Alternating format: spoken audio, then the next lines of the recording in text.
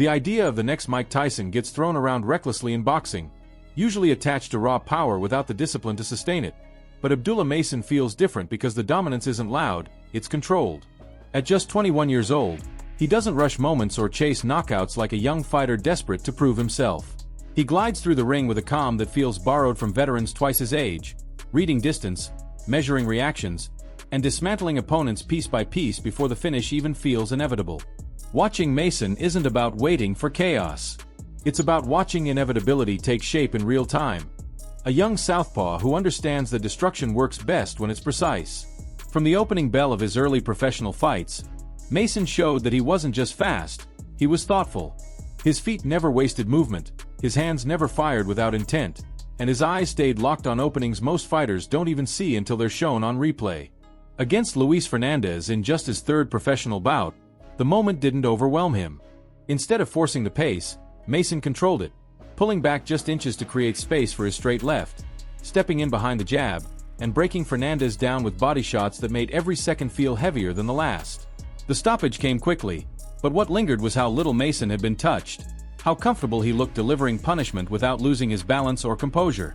That same composure followed him into tougher tests, like his clash with Angel Rabela, a fighter who came forward willingly and refused to fold early. Where many young prospects panic when resistance shows up, Mason slowed the fight down even more. His timing sharpened, his counters landed cleaner, and his punch selection became surgical. Even when the fight went the distance, Mason never looked frustrated. He treated every round like a lesson, banking experience while still clearly winning exchanges, showing that he wasn't dependent on early knockouts to validate his talent. The turning point for wider audiences came under the bright lights of New York City when Mason faced Angel Barrera. In a venue where pressure breaks young fighters, Mason thrived. The jab dictated everything, setting traps that Barrera walked into again and again. When the knockdowns came, they didn't feel sudden, they felt earned, the result of angles, feints, and clean mechanics rather than reckless aggression. By the time the referee stepped in, it was clear Mason wasn't just winning fights, he was commanding them, making opponents fight his rhythm and suffer for trying to escape it. As his record grew, so did the quality of opposition, but the results stayed the same. Eric Garcia Benitez brought toughness and forward pressure, only to be shut down by a perfectly timed counter that ended the night almost before it began. Desmond Lyons tried to test Mason's stamina and resolve, dragging him into deeper waters, but instead of fading, Mason adjusted. He worked the body, closed the distance intelligently, and broke Lyons down over rounds until the stoppage came, proving that his power didn't disappear when fights went longer. If anything, it became more dangerous as opponents slowed. By the time Mason dismantled Alex de Oliveira in under 2 rounds, the conversation shifted. This wasn't just about potential anymore. It was about readiness. De Oliveira had experience, durability, and confidence. Yet none of it mattered once Mason found his range. The left hand landed with frightening consistency, the hooks followed in combination, and the finish came with a kind of calm brutality that leaves no doubt. Mason didn't celebrate wildly. He simply moved on, as if this was exactly how the night was always supposed to end. Against seasoned veterans like Cesar Varaga and Jose Cardenas, Mason showed another layer of his game.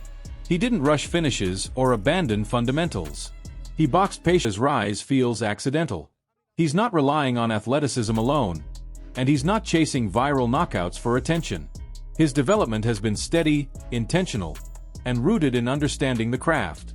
When he stopped Benjamin Gurr and later overwhelmed Ronald Ron, it wasn't just power on display, it was ring IQ, patience, and the ability to turn defense into offense instantly. He absorbed information mid-fight and adjusted without hesitation, a trait that separates contenders from champions. By the time Mason handed Luis Lebron the first stoppage loss of his career, the picture was clear. This was a young fighter who could handle experience, pressure, and expectation without blinking. His calm in the pocket, his balance under fire, and his ability to attack upstairs and downstairs in seamless combinations made it obvious that the lightweight division wasn't watching a prospect anymore. It was watching the future arrive early. Abdullah Mason isn't being rushed, and that may be the most dangerous part of all.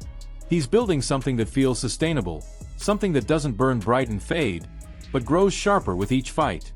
At 21 years old, he already fights like someone who understands where he's going and refuses to skip steps to get there.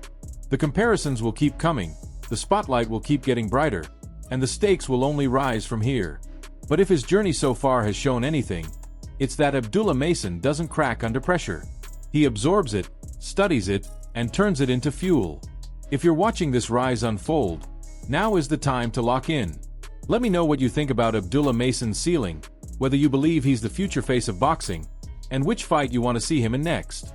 Drop your thoughts in the comments, hit that like button if you enjoyed this breakdown, and make sure you subscribe so you don't miss the next deep dive into the fighters shaping boxing's future.